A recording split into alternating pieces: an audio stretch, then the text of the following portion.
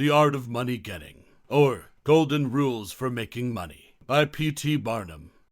In the United States, where we have more land than people, it is not at all difficult for persons in good health to make money. In this comparatively new field, there are so many avenues of success open, so many vocations which are not crowded, that any person of either sex who is willing, at least for the time being, to engage in any respectable occupation that offers may find lucrative employment. Those who really desire to attain an independence have only to set their minds upon it and adopt the proper means, as they do in regard to any other object which they wish to accomplish, and the thing is easily done. But however easy it may be found to make money, I have no doubt many of my hearers will agree it is the most difficult thing in the world to keep it. The road to wealth is, as Dr. Franklin truly says, as plain as the road to the mill. It consists simply in expending less than we earn. That seems to be a very simple problem. Mr. Micawber, one of those happy creations of the genial Dickens, puts the case in a strong light when he says that to have annual income of £20 per annum and spend £20 and sixpence is to be the most miserable of men, whereas to have an income of only £20 and spend but £19 and sixpence is to be the happiest of mortals. Many of my readers may say, we understand this. This is economy, and we know economy is wealth. We know we can't eat our cake and keep it also.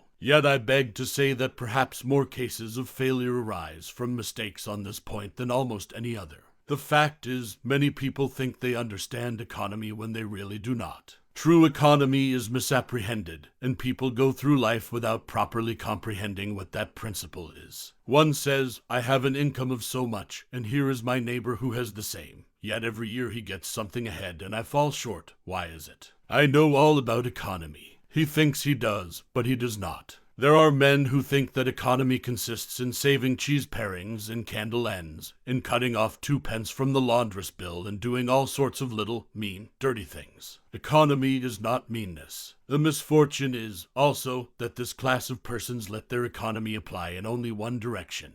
They fancy they are so wonderfully economical in saving a halfpenny where they ought to spend 2p, that they think they can afford to squander in other directions. A few years ago, before kerosene oil was discovered or thought of, one might stop overnight at almost any farmer's house in the agricultural districts and get a very good supper. But after supper he might attempt to read in the sitting room, and would find it impossible with the inefficient light of one candle. The hostess, seeing his dilemma, would say, it is rather difficult to read here evenings. The proverb says you must have a ship at sea in order to be able to burn 2 candles at once. We never have an extra candle except on extra occasions. These extra occasions occur, perhaps, twice a year. In this way the good woman saves $5, $6, or $10 in that time. But the information which might be derived from having the extra light would, of course, far outweigh a ton of candles. But the trouble does not end here. Feeling that she is so economical in tallow candies, she thinks she can afford to go frequently to the village and spend $20 or $30 for ribbons and furbelows, many of which are not necessary. This false connote may frequently be seen in men of business, and in those instances it often runs to writing paper.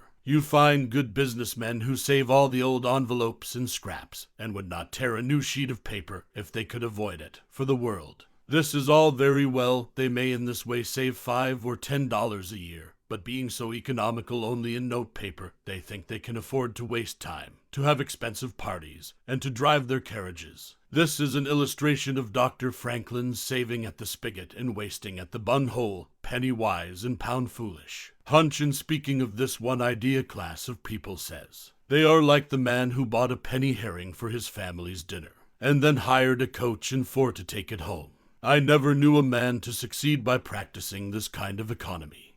True economy consists in always making the income exceed the outgo. Wear the old clothes a little longer if necessary, dispense with the new pair of gloves, mend the old dress, live on plainer food if need be, so that, under all circumstances, unless some unforeseen accident occurs, there will be a margin in favor of the income. A penny here and a dollar there, placed at interest, goes on accumulating, and in this way the desired result is attained. It requires some training, perhaps, to accomplish this economy, but when once used to it, you will find there is more satisfaction in rational saving than in irrational spending. Here is a recipe which I recommend. I have found it to work an excellent cure for extravagance, and especially for mistaken economy. When you find that you have no surplus at the end of the year, and yet have a good income, I advise you to take a few sheets of paper and form them into a book and mark down every item of expenditure. Post it every day or week in 2 columns, one headed necessaries, or even comforts, and the other headed luxuries, and you will find that the latter column will be double, treble, and frequently 10 times greater than the former. The real comforts of life cost but a small portion of what most of us can earn. Dr. Franklin says it is the eyes of others and not our own eyes which ruin us. If all the world were blind except myself, I should not care for fine clothes or furniture. It is the fear of what Mrs. Grundy may say that keeps the noses of many worthy families to the grindstone. In America, many persons like to repeat we are all free and equal, but it is a great mistake in more senses than one. That we are born free and equal is a glorious truth in one sense, yet we are not all born equally rich, and we never shall be. One may say, there is a man who has an income of $50,000 per annum, while I have but $1,000. I knew that fellow when he was poor like myself. Now he is rich and thinks he is better than I am. I will show him that I am as good as he is. I will go and buy a horse and buggy. No, I cannot do that. But I will go and hire one and ride this afternoon on the same road that he does, and thus prove to him that I am as good as he is. My friend, you need not take that trouble. You can easily prove that you are as good as he is. You have only to behave as well as he does, but you cannot make anybody believe that you are rich as he is. Besides, if you put on these airs, add waste your time and spend your money, your poor wife will be obliged to scrub her fingers off at home, and buy her tea 2 ounces at a time, and everything else in proportion, in order that you may keep up appearances, and, after all, deceive nobody. On the other hand, Mrs. Smith may say that her next-door neighbor married Johnson for his money, and everybody says so. She has a nice $1,000 camel's hair shawl, and she will make Smith get her an imitation one, and she will sit in a pew right next to her neighbor in church, in order to prove that she is her equal. My good woman, you will not get ahead in the world, if your vanity and envy thus take the lead. In this country, where we believe the majority ought to rule, we ignore that principle in regard to fashion, and let a handful of people, calling themselves the aristocracy, run up a false standard of perfection, and in endeavoring to rise to that standard, we constantly keep ourselves poor, all the time digging away for the sake of outside appearances. How much wiser to be a law unto ourselves and say, we will regulate our outgo by our income, and lay up something for a rainy day. People ought to be as sensible on the subject of money-getting as on any other subject. Like causes produces like effects. You cannot accumulate a fortune by taking the road that leads to poverty. It needs no prophet to tell us that those who live fully up to their means, without any thought of a reverse in this life, can never attain a pecuniary independence. Men and women accustomed to gratify every whim and caprice will find it hard, at first, to cut down their various unnecessary expenses, and will feel it a great self-denial to live in a smaller house than they have been accustomed to, with less expensive furniture, less company, less costly clothing, fewer servants, a less number of balls, parties, theater goings, carriage ridings, pleasure excursions, cigar smokings, liquor drinkings, and other extravagances. But, after all, if they will try the plan of laying by a nest egg, or, in other words, a small sum of money at interest or judiciously invested in land, they will be surprised at the pleasure to be derived from constantly adding to their little pile, as well as from all the economical habits which are engendered by this course. The old suit of clothes and the old bonnet and dress will answer for another season. The Croton or spring water taste better than champagne. A cold bath and a brisk walk will prove more exhilarating than a ride in the finest coach, a social chat, an evening's reading in the family circle, or an hour's play of Hunt the Slipper. And blind man's buff will be far more pleasant than a $50 or $500 party, when the reflection on the difference in cost is indulged in by those who begin to know the pleasures of saving. Thousands of men are kept poor, and tens of thousands are made so after they have acquired quite sufficient to support them well through life, in consequence of laying their plans of living on too broad a platform. Some families expend $20,000 per annum, and some much more, and would scarcely know how to live on less, while others secure more solid enjoyment frequently on a 20th part of that amount. Prosperity is a more severe ordeal than adversity, especially sudden prosperity. Easy come, easy go is an old and true proverb. A spirit of pride and vanity, when permitted to have full sway, is the undying canker worm which gnaws the very vitals of a man's worldly possessions, let them be small or great, hundreds or millions. Many persons, as they begin to prosper, immediately expand their ideas and commence expending for luxuries, until in a short time their expenses swallow up their income, and they become ruined in their ridiculous attempts to keep up appearances and make a sensation. I know a gentleman of fortune who says that when he first began to prosper, his wife would have a new and elegant sofa. That sofa, he says, cost me $30,000. When the sofa reached the house, it was found necessary to get chairs to match, then sideboards, carpets, and tables to correspond with them, and so on through the entire stock of furniture. When at last it was found that the house itself was quite too small and old-fashioned for the furniture, and a new one was built to correspond with the new purchases. Thus, added my friend, summing up an outlay of $30,000 caused by that single sofa, and saddling on me, in the shape of servants, equipage, and the necessary expenses attendant upon keeping up a fine establishment, a yearly outlay of $11,000, and a tight pinch at that, whereas 10 years ago we lived with much more real comfort, because with much less care, on as many hundreds. The truth is, he continued, that sofa would have brought me to inevitable bankruptcy, had not a most unexampled title to prosperity kept me above it, and had I not checked the natural desire to cut a dash. The foundation of success in life is good health. That is the substratum fortune. It is also the basis of happiness. A person cannot accumulate a fortune very well when he is sick. He has no ambition, no incentive, no force. Of course, there are those who have bad health and cannot help it. You cannot expect that such persons can accumulate wealth. But there are a great many in poor health who need not be so. If, then, sound health is the foundation of success and happiness in life, how important it is that we should study the laws of health, which is but another expression for the laws of nature. The nearer we keep to the laws of nature, the nearer we are to good health. And yet how many persons there are who pay no attention to natural laws, but absolutely transgress them, even against their own natural inclination. We ought to know that the sin of ignorance is never winked at in regard to the violation of nature's laws. Their infraction always brings the penalty. A child may thrust its finger into the flames without knowing it will burn, and so suffers repentance, even will not stop the smart. Many of our ancestors knew very little about the principle of ventilation.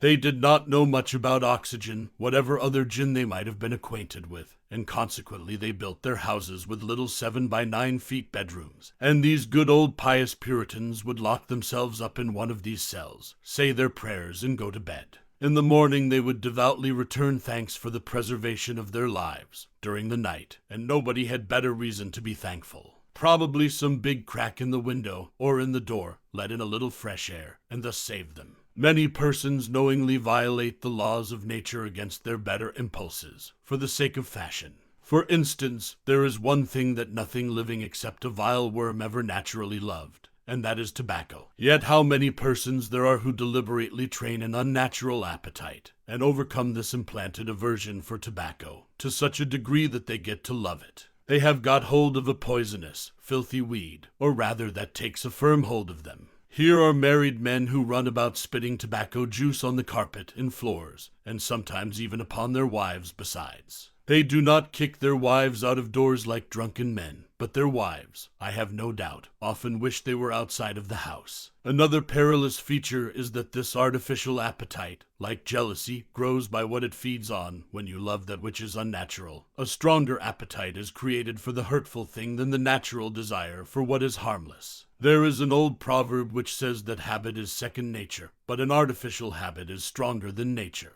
Take, for instance, an old tobacco chewer. His love for the quid is stronger than his love for any particular kind of food. He can give up roast beef easier than give up the wheat.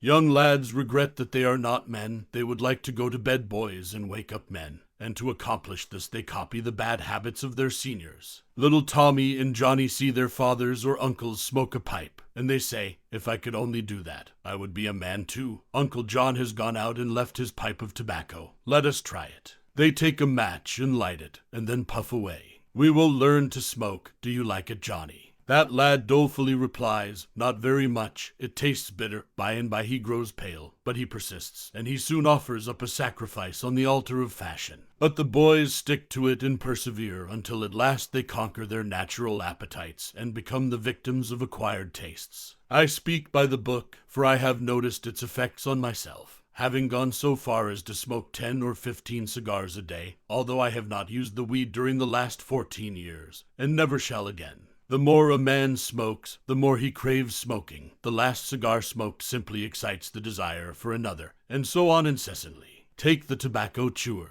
In the morning, when he gets up, he puts a quid in his mouth and keeps it there all day, never taking it out except to exchange it for a fresh one, or when he is going to eat. Oh, yes, at intervals during the day and evening, many a chewer takes out the quid and holds it in his hand long enough to take a drink, and then pop it goes back again. This simply proves that the appetite for rum is even stronger than that for tobacco. When the tobacco chewer goes to your country seat and you show him your grapery and fruit house and the beauties of your garden, when you offer him some fresh, ripe fruit and say, "My friend, I have got here the most delicious apples, and pears, and peaches, and apricots. I have imported them from Spain, France, and Italy. Just see those luscious grapes. There is nothing more delicious nor more healthy than ripe fruit. So help yourself. I want to see you delight yourself with these things." He will roll the dear quid under his tongue and answer, "No, I thank you. I have got tobacco in my mouth." His palate has become narcotized by the noxious weed, and he has lost, in a great measure, the delicate and enviable taste for fruits. This shows what expensive, useless, and injurious habits men will get into. I speak from experience. I have smoked until I trembled like an aspen leaf. The blood rushed to my head, and I had a palpitation of the heart which I thought was heart disease, till I was almost killed with fright. When I consulted my physician, he said break off tobacco using. I was not only injuring my health and spending a great deal of money, but I was setting a bad example. I obeyed his counsel. No young man in the world ever looked so beautiful as he thought he did behind a 15-cent cigar or a meerschaum. These remarks apply with tenfold force to the use of intoxicating drinks. To make money requires a clear brain. A man has got to see that 2 and 2 make 4. He must lay all his plans with reflection and forethought, and closely examine all the details and the ins and outs of business, as no man can succeed in business unless he has a brain to enable him to lay his plans, and reason to guide him in their execution. So, no matter how bountifully a man may be blessed with intelligence, if the brain is muddled, and his judgment warped by intoxicating drinks, it is impossible for him to carry on business successfully. How many good opportunities have passed, never to return, while a man was sipping a social glass with his friend? How many foolish bargains have been made under the influence of the nervine, which temporarily makes its victim think he is rich? How many important chances have been put off until tomorrow, and then forever, because the wine cup has thrown the system into a state of lassitude, neutralizing the energies so essential to success in business? Verily, wine is a mocker.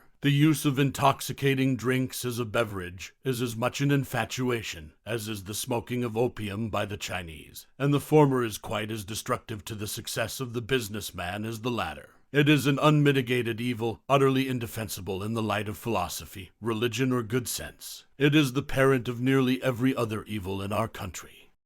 Don't mistake your vocation.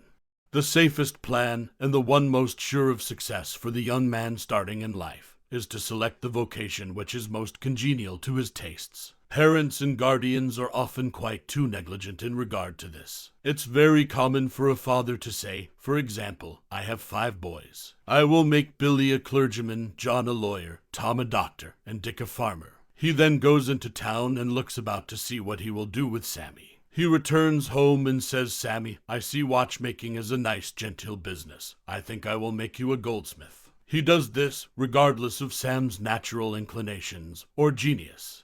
We are all, no doubt, born for a wise purpose. There is as much diversity in our brains as in our countenances. Some are born natural mechanics, while some have great aversion to machinery. Let a dozen boys of 10 years get together, and you will soon observe 2 or 3 are whittling out some ingenious device, working with locks or complicated machinery. When they were but 5 years old, their father could find no toy to please them like a puzzle. They are natural mechanics, but the other 8 or 9 boys have different aptitudes. I belong to the latter class. I never had the slightest love for mechanism. On the contrary, I have a sort of abhorrence for complicated machinery. I never had ingenuity enough to whittle a cider tap so it would not leak. I never could make a pen that I could write with, or understand the principle of a steam engine. If a man was to take such a boy as I was, and attempt to make a watchmaker of him, the boy might, after an apprenticeship of 5 or 7 years, be able to take apart and put together a watch, but all through life he would be working uphill, and seizing every excuse for leaving his work and idling away his time.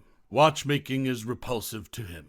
Unless a man enters upon the vocation intended for him by nature, and best suited to his peculiar genius, he cannot succeed. I am glad to believe that the majority of persons do find their right vocation. Yet we see many who have mistaken their calling, from the blacksmith up to the clergyman. You will see, for instance, that extraordinary linguist, the learned blacksmith, who ought to have been a teacher of languages, and you may have seen lawyers, doctors, and clergymen who were better fitted by nature for the anvil or the lapstone. Select the right location. After securing the right vocation, you must be careful to select the proper location. You may have been cut out for a hotel keeper, and they say it requires a genius to know how to keep a hotel. You might conduct a hotel like clockwork, and provide satisfactorily for 500 guests every day, yet if you should locate your house in a small village where there is no railroad communication or public travel, the location would be your ruin.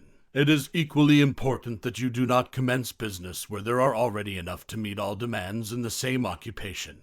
I remember a case which illustrates this subject. When I was in London in 1858, I was passing down Holborn with an English friend and came to the penny shows. They had immense cartoons outside, portraying the wonderful curiosities to be seen all for a penny. Being a little in the show line myself, I said, "Let us go in here." We soon found ourselves in the presence of the illustrious showman, and he proved to be the sharpest man in that line I had ever met. He told us some extraordinary stories in reference to his bearded ladies, his albinos, and his armadillos, which we could hardly believe, but thought it better to believe it than look after the proof. He finally begged to call our attention to some wax statuary, and showed us a lot of the dirtiest and filthiest wax figures imaginable. They looked as if they had not seen water since the deluge. "What is there so wonderful about your statuary?" I asked. "I beg you not to speak so satirically," he replied. "Sir, these are not Madame Tussaud's wax figures, all covered with gilt and tinsel and imitation diamonds, and copied from engravings and photographs. Mine, sir, were taken from life. Whenever you look upon one of those figures, you may consider that you are looking upon the living individual."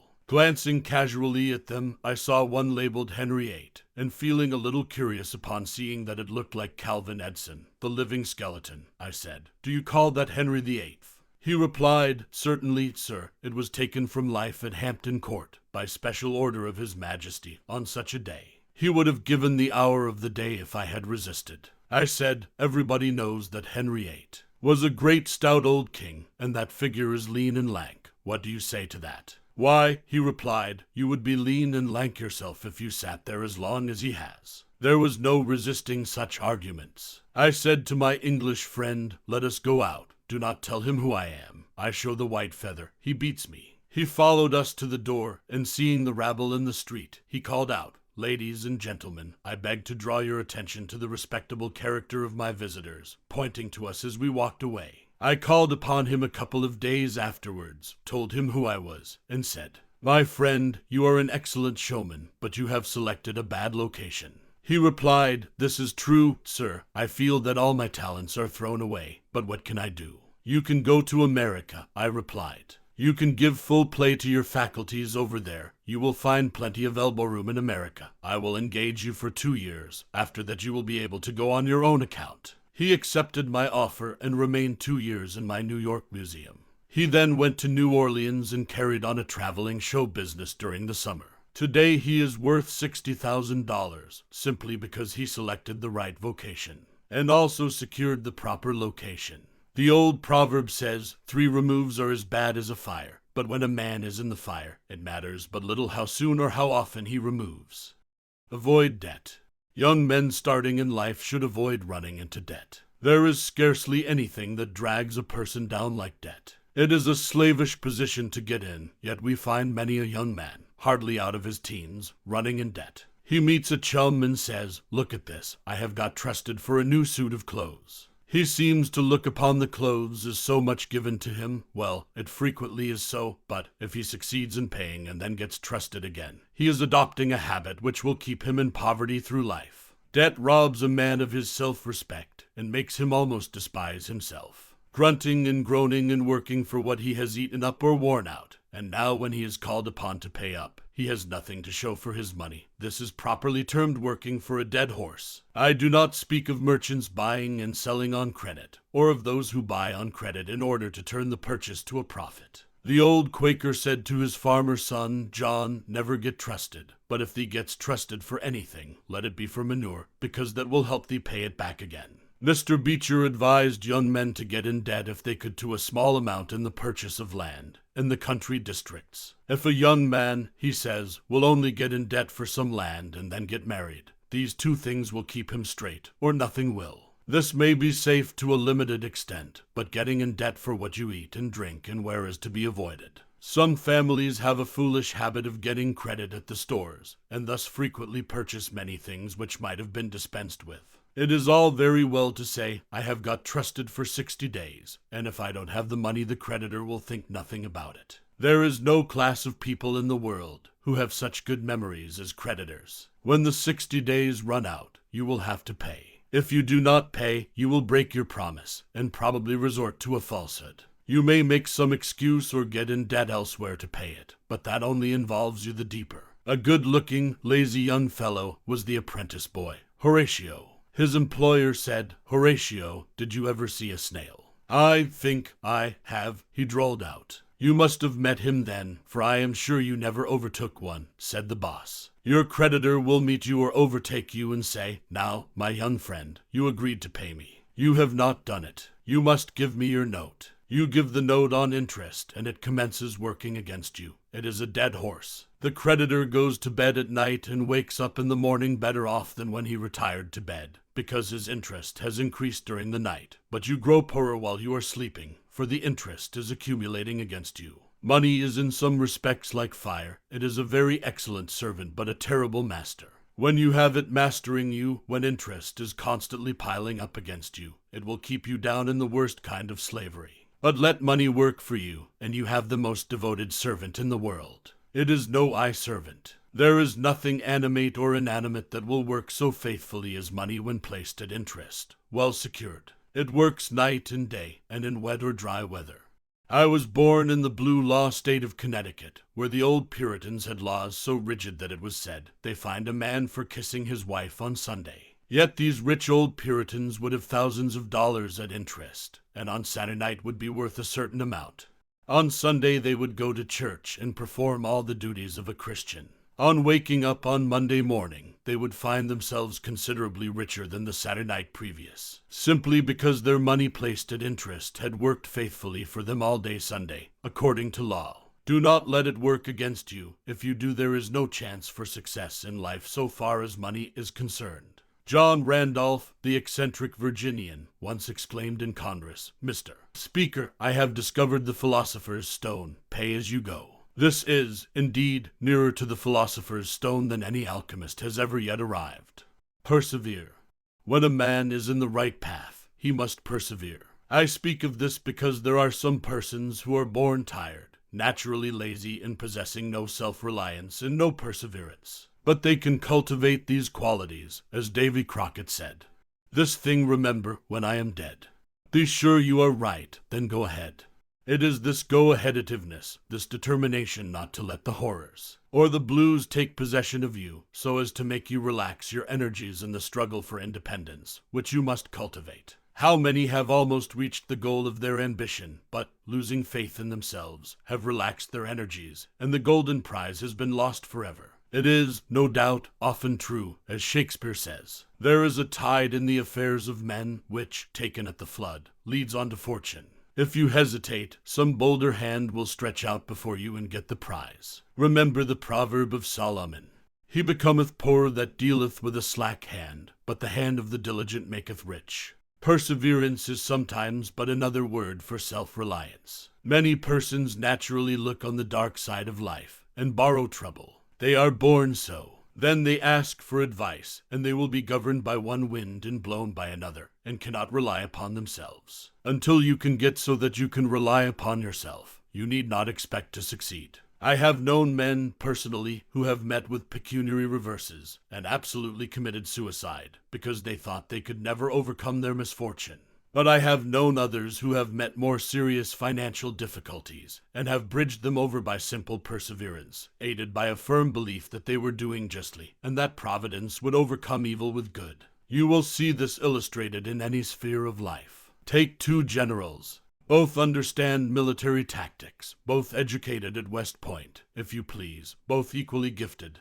Yet one having this principle of perseverance, and the other lacking it. The former will succeed in his profession, while the latter will fail. One may hear the cry, "The enemy are coming, and they have got cannon." "Got cannon," says the hesitating general. "Yes, then halt every man." He wants time to reflect. His hesitation is his ruin. The enemy passes unmolested, or overwhelms him, while on the other hand, the general of pluck, perseverance, and self-reliance goes into battle with a will, and, amid the clash of arms, the booming of cannon, the shrieks of the wounded, and the moans of the dying, you will see this man persevering, going on, cutting and slashing his way through with unwavering determination, inspiring his soldiers to deeds of fortitude, valor, and triumph. Whatever you do, do it with all your might.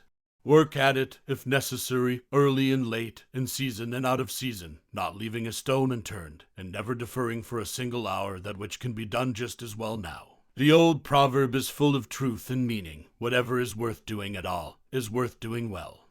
Many a man acquires a fortune by doing his business thoroughly, while his neighbor remains poor for life, because he only half does it. Ambition, energy, industry, perseverance are indispensable requisites for success in business. Fortune always favors the brave, and never helps a man who does not help himself. It won't do to spend your time like Mr. Micawber, in waiting for something to turn up. To such men one of two things usually turns up: the poorhouse, or the jail, for idleness breeds bad habits, and clothes a man in rags. The poor spendthrift vagabond says to a rich man, "I have discovered there is enough money in the world for all of us. If it was equally divided, this must be done, and we shall all be happy together." But, was the response, if everybody was like you, it would be spent in 2 months. And what would you do then? Oh, divide again, keep dividing, of course.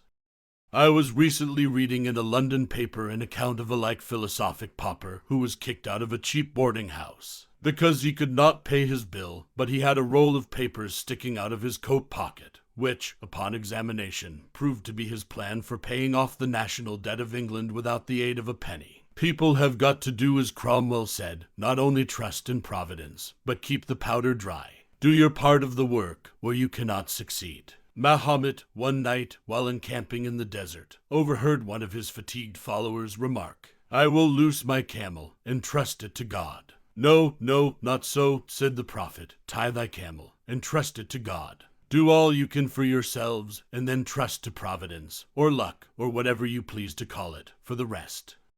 Depend upon your own personal exertions." The eye of the employer is often worth more than the hands of a dozen employees. In the nature of things, an agent cannot be so faithful to his employer as to himself. Many who are employers will call to mind instances where the best employees have overlooked important points which could not have escaped their own observation as a proprietor. No man has a right to expect to succeed in life unless he understands his business, and nobody can understand his business thoroughly unless he learns it by personal application and experience. A man may be a manufacturer. He has got to learn the many details of his business personally.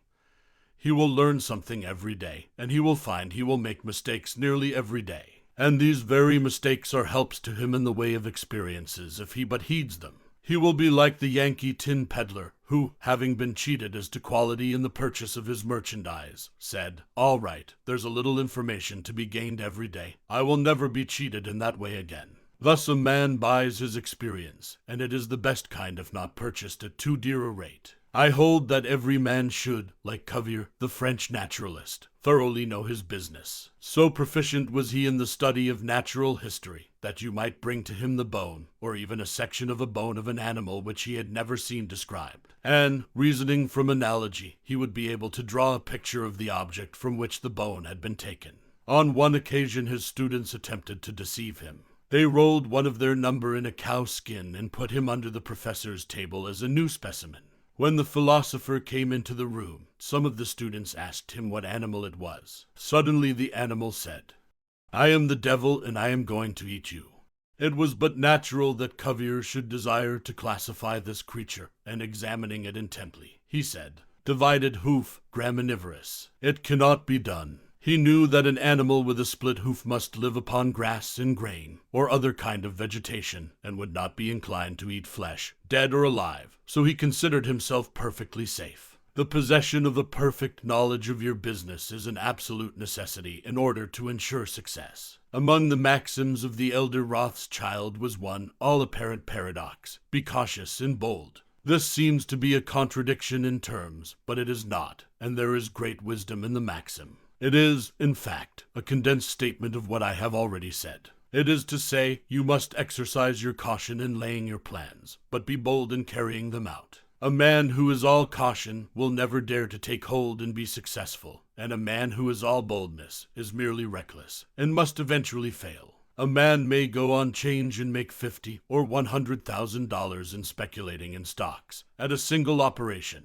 But if he has simple boldness without caution, it is mere chance, and what he gains today he will lose tomorrow. You must have both the caution and the boldness to ensure success. The Rothschilds have another maxim: never have anything to do with an unlucky man or place. That is to say, never have anything to do with a man or place which never succeeds, because, although a man may appear to be honest and intelligent, yet if he tries this or that thing and always fails, it is on account of some fault or infirmity that you may not be able to discover, but nevertheless which must exist. There is no such thing in the world as luck. There never was a man who could go out in the morning and find a purse full of gold in the street today, and another tomorrow, and so on, day after day. He may do so once in his life, but so far as mere luck is concerned, he is as liable to lose it as to find it. Like causes produce like effects. If a man adopts the proper methods to be successful, luck will not prevent him. If he does not succeed, there are reasons for it, although, perhaps, he may not be able to see them. Use the best tools. Men and engaging employees should be careful to get the best. Understand, you cannot have two good tools to work with, and there is no tool you should be so particular about as living tools. If you get a good one, it is better to keep him than keep changing.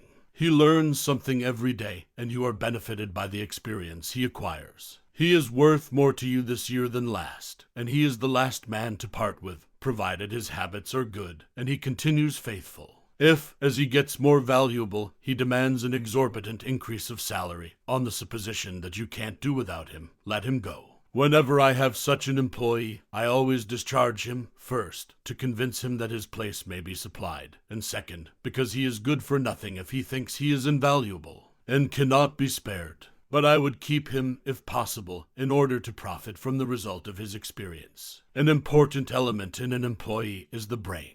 You can see bills up, hands wanted, but hands are not worth a great deal without heads. Mr. Beecher illustrates this in this wise. An employee offers his services by saying, "I have a pair of hands and one of my fingers thinks." "That is very good," says the employer. Another man comes along and says he has 2 fingers that think. "Ah, that is better." But a third calls in and says that all his fingers and thumbs think. "That is better still." Finally, another steps in and says, "I have a brain that thinks. I think all over. I am a thinking as well as a working man."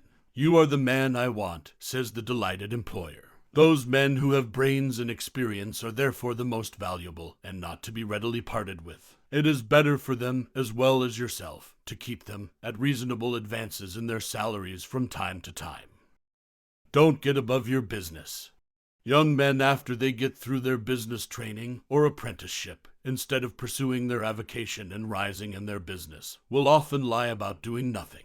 They say, "I have learned my business, but I am not going to be a hireling," What is the object of learning my trade or profession, unless I establish myself? Have you capital to start with? No, but I am going to have it. How are you going to get it? I will tell you confidentially, I have a wealthy old aunt, and she will die pretty soon. But if she does not, I expect to find some rich old man who will lend me a few thousands to give me a start. If I only get the money to start with, I will do well. There is no greater mistake than when a young man believes he will succeed with borrowed money. Why? Because every man's experience coincides with that of Mr. Astor, who said, it was more difficult for him to accumulate his first $1,000 than all the succeeding millions that made up his colossal fortune. Money is good for nothing unless you know the value of it by experience. Give a boy $20,000 and put him in business, and the chances are that he will lose every dollar of it before he is a year older. Like buying a ticket in the lottery and drawing a prize, it is easy come, easy go. He does not know the value of it. Nothing is worth anything unless it costs effort. Without self-denial and economy, patience and perseverance, and commencing with capital which you have not earned, you are not sure to succeed in accumulating.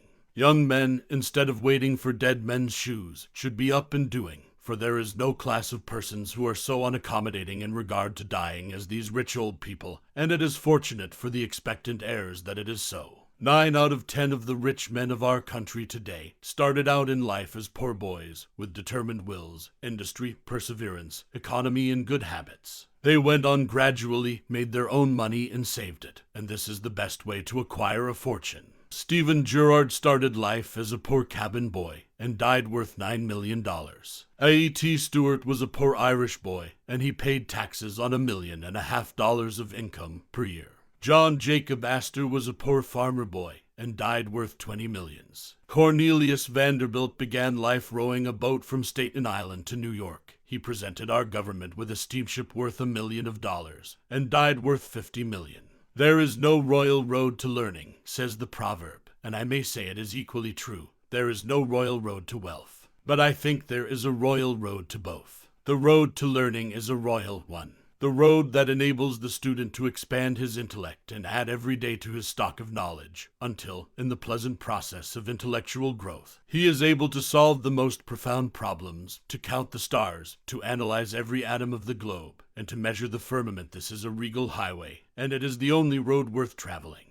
So in regard to wealth. Go on in confidence, study the rules, and above all things, study human nature, for the proper study of mankind is man, and you will find that while expanding the intellect and the muscles, your enlarged experience will enable you every day to accumulate more and more principle, which will increase itself by interest and otherwise, until you arrive at a state of independence. You will find, as a general thing, that the poor boys get rich and the rich boys get poor. For instance, a rich man at his decease leaves a large estate to his family. His eldest sons, who have helped him earn his fortune, know by experience the value of money, and they take their inheritance and add to it.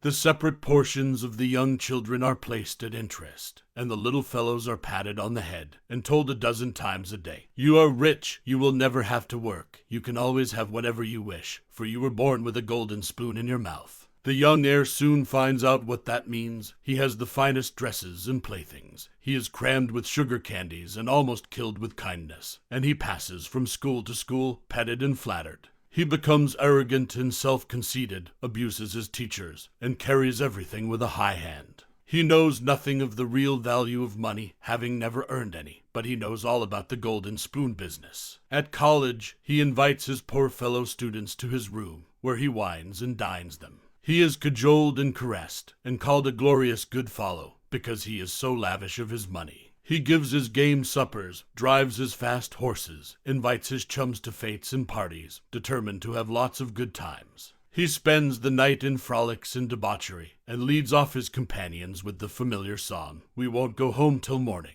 He gets them to join him in pulling down signs, taking gates from their hinges and throwing them into backyards and horse ponds. If the police arrest them, he knocks them down, is taken to the lockup, and joyfully foots the bills. "Ah, my boys," he cries, "what is the use of being rich if you can't enjoy yourself?" He might more truly say, if you can't make a fool of yourself. But he is fast, hates slow things, and doesn't see it. Young men loaded down with other people's money are almost sure to lose all they inherit, and they acquire all sorts of bad habits which, in the majority of cases, ruin them in health, purse, and character. In this country, one generation follows another, and the poor of today are rich in the next generation, or the third. Their experience leads them on, and they become rich, and they leave vast riches to their young children. These children, having been reared in luxury, are inexperienced and get poor, and after long experience another generation comes on and gathers up riches again in turn. And thus history repeats itself, and happy is he who by listening to the experience of others avoids the rocks and shoals on which so many have been wrecked. In England, the business makes the man. If a man in that country is a mechanic or working man, he is not recognized as a gentleman. On the occasion of my first appearance before Queen Victoria, the Duke of Wellington asked me what sphere in life General Tom Thumb's parents were in. His father is a carpenter, I replied. Oh, I had heard he was a gentleman, was the response of his grace. In this republican country, the man makes the business. No matter whether he is a blacksmith, a shoemaker, a farmer, banker, or lawyer, so long as his business is legitimate, he may be a gentleman. So any legitimate business is a double blessing. It helps the man engaged in it, and also helps others. The farmer supports his own family, but he also benefits the merchant or mechanic who needs the products of his farm. The tailor not only makes a living by his trade, but he also benefits the farmer, the clergyman, and others who cannot make their own clothing. But all these classes often may be gentlemen. The great ambition should be to excel all others engaged in the same occupation. The college student who was about graduating said to an old lawyer, "I have not yet decided which profession I will follow. Is your profession full?" "The basement is much crowded, but there is plenty of room upstairs," was the witty and truthful reply. No profession, trade, or calling is overcrowded in the upper story. Wherever you find the most honest and intelligent merchant or banker, or the best lawyer, the best doctor, the best clergyman, the best shoemaker, carpenter, or anything else, that man is most sought for and has always enough to do. As a nation, Americans are too superficial. They are striving to get rich quickly and do not generally do their business as substantially and thoroughly as they should. But whoever excels all others in his own line, if his habits are good and his integrity undoubted, cannot fail to secure abundant patronage and the wealth that naturally follows. Let your motto then always be Excelsior, for by living up to it there is no such word as fail. Learn something useful. Every man should make his son or daughter learn some useful trade or profession, so that in these days of changing fortunes, of being rich today and poor tomorrow, they may have something tangible to fall back upon. This provision might save many persons from misery, who by some unexpected turn of fortune have lost all their means. Let hope predominate, but be not too visionary. Many persons are always kept poor because they are too visionary. Every project looks to them like certain success, and therefore they keep changing from one business to another, always in hot water, always under the harrow. The plan of counting the chickens before they are hatched is an error of ancient date, but it does not seem to improve by age. Do not scatter your powers. Engage in one kind of business only, and stick to it faithfully until you succeed, or until your experience shows that you should abandon it. A constant hammering on one nail will generally drive it home at last, so that it can be clinched. When a man's undivided attention is centered on one object, his mind will constantly be suggesting improvements of value, which would escape him if his brain was occupied by a dozen different subjects at once. Many a fortune has slipped through a man's fingers because he was engaged in too many occupations at a time. There is good sense in the old caution against having too many irons in the fire at once. Be systematic. Men should be systematic in their business. A person who does business by rule, having a time and place for everything, doing his work promptly, will accomplish twice as much and with half the trouble of him who does it carelessly and slipshod. By introducing system into all your transactions, doing one thing at a time, always meeting appointments with punctuality, you find leisure for pastime and recreation, whereas the man who only half does one thing, and then turns to something else, and half does that, will have his business at loose ends, and will never know when his day's work is done, for it never will be done. Of course, there is a limit to all these rules. We must try to preserve the happy medium, for there is such a thing as being too systematic. There are men and women, for instance, who put away things so carefully that they can never find them again. It is too much like the red tape formality at Washington and Mr. Dickens' circumlocution office. All theory and no result. When the Astor House was first started in New York City, it was undoubtedly the best hotel in the country. The proprietors had learned a good deal in Europe regarding hotels, and the landlords were proud of the rigid system which pervaded every department of their great establishment. When 12 o'clock at night had arrived, and there were a number of guests around, one of the proprietors would say, "Touch that bell, John," and in 2 minutes 60 servants, with a water bucket in each hand, would present themselves in the hall. "This," said the landlord, addressing his guests, "is our fire bell. It will show you we are quite safe here. We do everything systematically." This was before the Croton water was introduced into the city, but they sometimes carried their system too far. On one occasion, when the hotel was thronged with guests, one of the waiters was suddenly indisposed, and although there were 50 waiters in the hotel, the landlord thought he must have his full complement, or his system would be interfered with. Just before dinner time, he rushed downstairs and said, "There must be another waiter. I am one waiter short. What can I do?" He happened to see Boots, the Irishman. "Pat," said he, "wash your hands and face, take that white apron and come into the dining room in 5 minutes. Presently Pat appeared as required, and the proprietor said, "Now, Pat, you must stand behind these 2 chairs and wait on the gentleman who will occupy them. Did you ever act as a waiter?" "I know all about it, sure, but I never did it." Like the Irish pilot, on one occasion when the captain, thinking he was considerably out of his course, asked, "Are you certain you understand what you are doing?" Pat replied, "Sure, and I knows every rock in the channel." That moment, bang thumped the vessel against a rock. "Ah, be jabers, and that is one of 'em," continued the pilot. But to return to the dining room. "Pat," said the landlord, "here we do everything systematically. You must first give the gentlemen each a plate of soup, and when they finish that, ask them what they will have next." Pat replied, "Ah, and I understand perfectly the virtues of shystem." Very soon in came the guests. The plates of soup were placed before them. One of Pat's 2 gentlemen ate his soup, the other did not care for it. He said, "Waiter, take this plate away and bring me some fish." Pat looked at the untasted plate of soup, and remembering the instructions of the landlord in regard to system, replied, "Not till ye have ate your soup." Of course, that was carrying system entirely too far. Read the newspapers.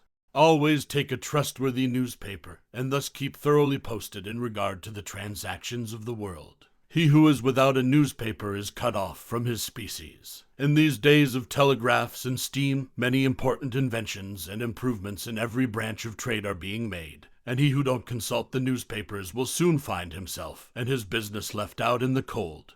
Beware of outside operations.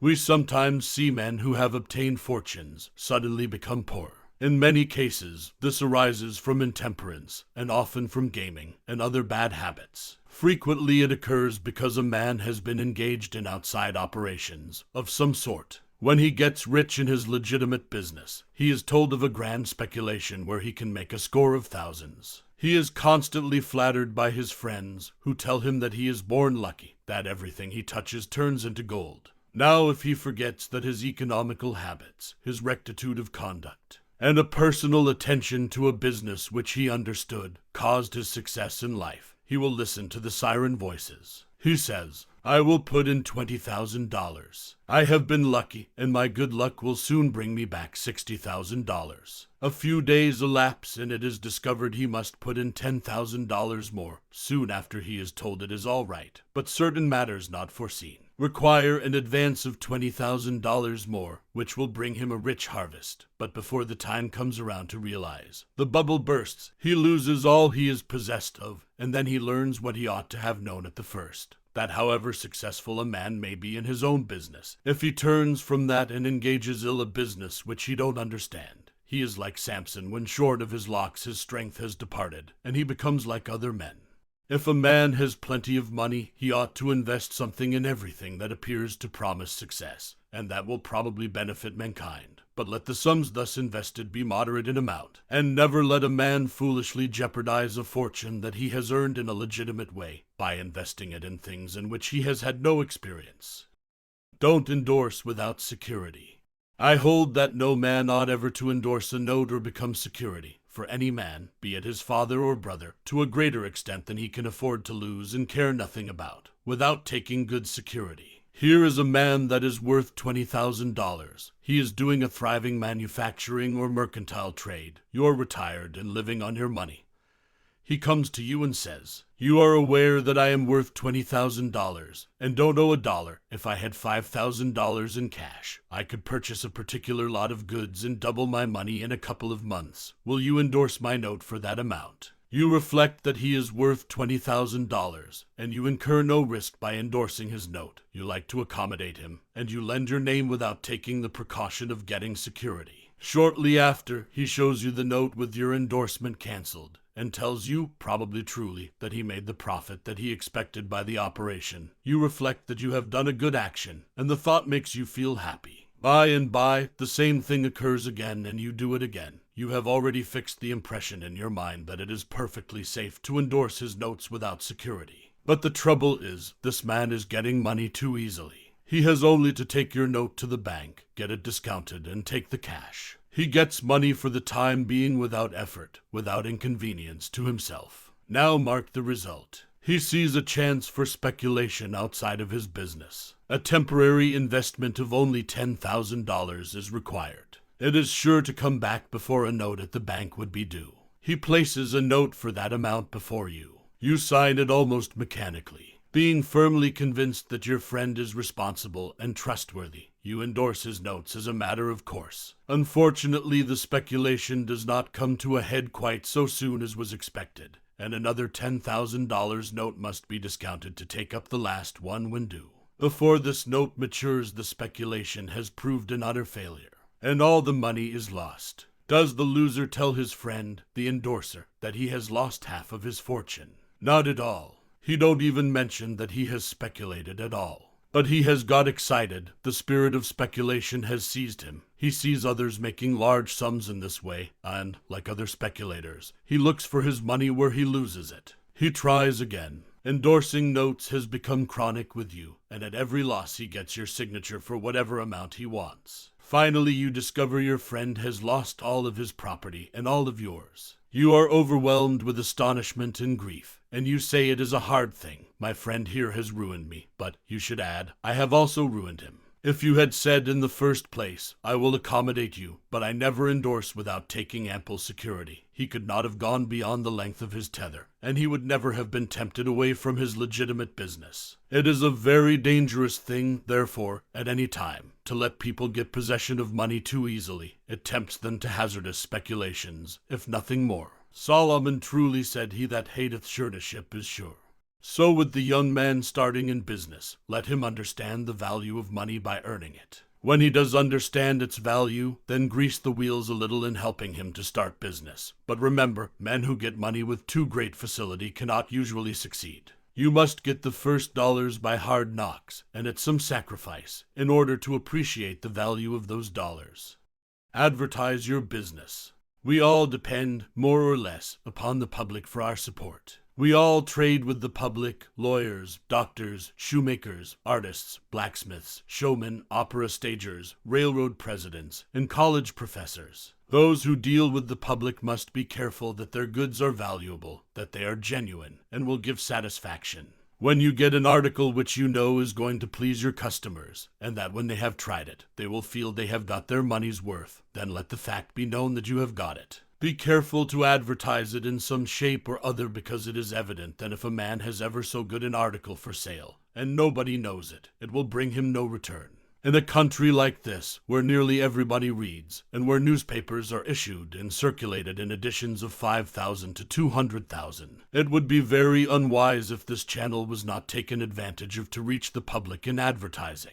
A newspaper goes into the family and is read by wife and children, as well as the head of the home. Hence, hundreds and thousands of people may read your advertisement while you are attending to your routine business. Many, perhaps, read it while you are asleep. The whole philosophy of life is first sow, then reap. That is the way the farmer does. He plants his potatoes and corn, and sows his grain, and then goes about something else, and the time comes when he reaps. But he never reaps first and sows afterwards. This principle applies to all kinds of business, and to nothing more eminently than to advertising. If a man has a genuine article, there is no way in which he can reap more advantageously than by sowing to the public in this way. He must, of course, have a really good article and one which will please his customers. Anything spurious will not succeed permanently because the public is wiser than many imagine. Men and women are selfish, and we all prefer purchasing where we can get the most for our money, and we try to find out where we can most surely do so. You may advertise a spurious article and induce many people to call and buy it once, but they will denounce you as an impostor and swindler, and your business will gradually die out and leave you poor. This is right. Few people can safely depend upon chance custom. You all need to have your customers return and purchase again. A man said to me, "I have tried advertising and did not succeed, yet I have a good article." I replied, "My friend, there may be exceptions to a general rule. But how do you advertise?" I put it in a weekly newspaper 3 times and paid $1.50 for it. I replied, "Sir, advertising is like learning. A little is a dangerous thing." A French writer says that the reader of a newspaper does not see the first mention of an ordinary advertisement. The second insertion he sees, but does not read. The third insertion he reads. The fourth insertion he looks at the price. The fifth insertion he speaks of it to his wife. The sixth insertion he is ready to purchase. And the seventh insertion he purchases. Your object in advertising is to make the public understand what you have got to sell. And if you have not the pluck to keep advertising until you have imparted that information, all the money you have spent is lost. You are like the fellow who told the gentleman if he would give him 10 cents it would save him $1. "How can I help you so much with so small a sum?" asked the gentleman in surprise. "I started out this morning," hiccuped the fellow, "with the full determination to get drunk, and I have spent my only $1 to accomplish the object, and it has not quite done it. 10 cents worth more of whiskey would just do it, and in this manner I should save the $1 already expended." So a man who advertises at all must keep it up until the public know who and what he is, and what his business is, or else the money invested in advertising is lost. Some men have a peculiar genius for writing a striking advertisement, one that will arrest the attention of the reader at first sight. This fact, of course, gives the advertiser a great advantage. Sometimes a man makes himself popular by an unique sign or a curious display in his window. Recently I observed a swing sign extending over the sidewalk in front of a store, on which was the inscription in plain letters, "Don't read the other side." Of course I did, and so did everybody else, and I learned that the man had made all independence by first attracting the public to his business in that way, and then using his customers well afterwards. Jenin, the hatter, bought the first Jenny Lind ticket at auction for $225, because he knew it would be a good advertisement for him. "Who is the bidder?" said the auctioneer as he knocked down that ticket at Castle Garden. "Jenin, the hatter," was the response. Here were thousands of people from the Fifth Avenue, and from distant cities and the highest stations in life. "Who is Jenin, the hatter?" they exclaimed. They had never heard of him before. The next morning the newspapers and telegraph had circulated the facts from Maine to Texas, and from 5 to 10 millions off people had read that the tickets sold at auction for Jenny Lind's first concert amounted to about $20,000, and that a single ticket was sold at $225 to Jenin, the hatter. Men throughout the country involuntarily took off their hats to see if they had a Jenin hat on their heads. At a town in Iowa it was found that in the crowd around the post office there was one man who had a Jenin hat, and he showed it in triumph, although it was worn out and not worth 2 cents. "Why," one man exclaimed, "you have a real Jenin hat. What a lucky fellow you are." Another man said, "Hang on to that hat. It will be a valuable heirloom in your family." Still another man in the crowd, who seemed to envy the possessor of this good fortune, said, "Come, give us all a chance. Put it up at auction." He did so, and it was sold as a keepsake for $9.50. What was the consequence to Mr. Jenin? He sold 10,000 extra hats per annum the first 6 years. 9/10 of the purchasers bought of him, probably out of curiosity, and many of them, finding that he gave them an equivalent for their money, became his regular customers. This novel advertisement first struck their attention, and then, as he made a good article, they came again.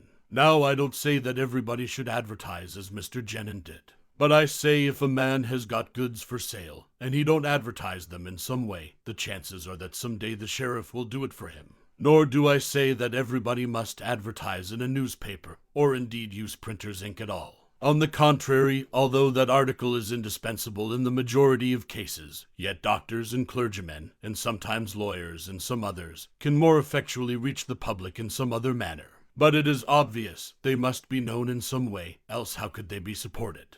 Be polite and kind to your customers. Politeness and civility are the best capital ever invested in business. Large stores, gilt signs, flaming advertisements will all prove unavailing if you or your employees treat your patrons abruptly. The truth is, the more kind and liberal a man is, the more generous will be the patronage bestowed upon him. Like begets like. A man who gives the greatest amount of goods of a corresponding quality for the least sum, still reserving for himself a profit, will generally succeed best in the long run. This brings us to the golden rule. As you would that men should do to you, do ye also to them, and they will do better by you than if you always treated them as if you wanted to get the most you could out of them for the least return. Men who drive sharp bargains with their customers, acting as if they never expected to see them again, will not be mistaken. They will never see them again as customers. People don't like to pay and get kicked also. One of the ushers in my museum once told me he intended to whip a man who was in the lecture room as soon as he came out. What for? I inquired. Because he said I was no gentleman, replied the usher. Never mind, I replied, he pays for that, and you will not convince him you are a gentleman by whipping him. I cannot afford to lose a customer. If you whip him, he will never visit the museum again, and he will induce friends to go with him to other places of amusement instead of this. And thus you see, I should be a serious loser. But he insulted me, muttered the usher. Exactly, I replied, and if he owned the museum, and you had paid him for the privilege of visiting it, and he had then insulted you, there might be some reason in your resenting it, but in this instance he is the man who pays, while we receive, and you must, therefore, put up with his bad manners. My usher laughingly remarked that this was undoubtedly the true policy, but he added that he should not object to an increase of salary if he was expected to be abused in order to promote my interest. Be charitable. Of course men should be charitable, because it is a duty and a pleasure. But even as a matter of policy, if you possess no higher incentive, you will find that the liberal man will command patronage, while the sordid, uncharitable miser will be avoided. Solomon says, there is that scattereth and yet increaseth, and there is that withholdeth more than meet, but it tendeth to poverty. Of course, the only true charity is that which is from the heart. The best kind of charity is to help those who are willing to help themselves. Promiscuous almsgiving, without inquiring into the worthiness of the applicant, is bad in every sense. But to search out and quietly assist those who are struggling for themselves is the kind that scattereth and yet increaseth. But don't fall into the idea that some persons practice of giving a prayer instead of a potato and a benediction instead of bread to the hungry. It is easier to make Christians with full stomachs than empty. Don't blab. Some men have a foolish habit of telling their business secrets. If they make money, they like to tell their neighbors how it was done. Nothing is gained by this, and ofttimes much is lost. Say nothing about your profits, your hopes, your expectations, your intentions. And this should apply to letters as well as to conversation. Goethe makes Mephistopheles say, never write a letter nor destroy one. Business men must write letters, but they should be careful what they put in them. If you are losing money, be specially cautious and not tell of it, or you will lose your reputation. Preserve your integrity. It is more precious than diamonds or rubies. The old miser said to his sons, get money, get it honestly if you can, but get money. This advice was not only atrociously wicked, but it was the very essence of stupidity.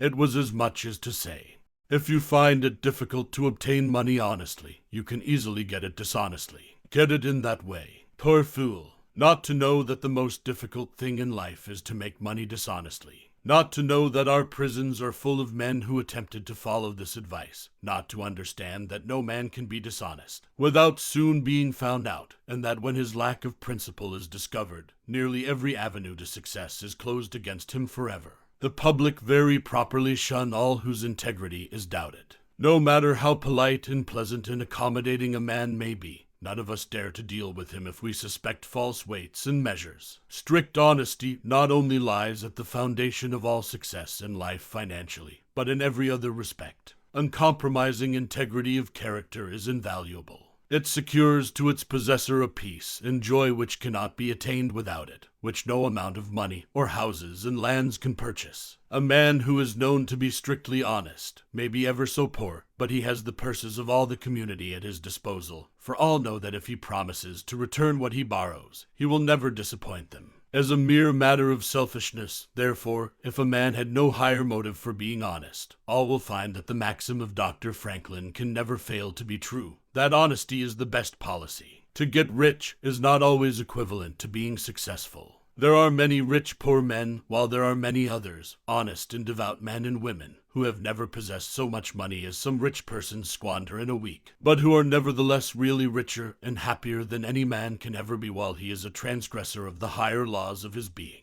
The inordinate love of money, no doubt, may be and is the root of all evil, but money itself, when properly used, is not only a handy thing to have in the house, but affords the gratification of blessing our race by enabling its possessor to enlarge the scope of human happiness and human influence. The desire for wealth is nearly universal, and none can say it is not laudable, provided the possessor of it accepts its responsibilities and uses it as a friend to humanity. The history of money-getting, which is commerce, is a history of civilization, and wherever trade has flourished most, there, too, have art and science produced the noblest fruits. In fact, as a general thing, money-getters are the benefactors of our race. To them, in a great measure, are we indebted for our institutions of learning and of art, our academies, colleges, and churches. It is no argument against the desire for, or the possession of wealth, to say that there are sometimes misers who hoard money only for the sake of hoarding and who have no higher aspiration than to grasp everything which comes within their reach. As we have sometimes hypocrites in religion and demagogues in politics, so there are occasionally misers among money-getters. These, however, are only exceptions to the general rule.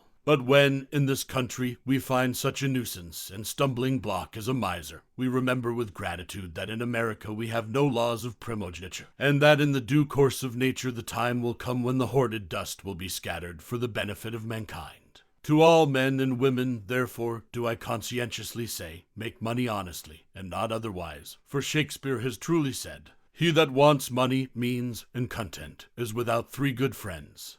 We hope you have enjoyed this production.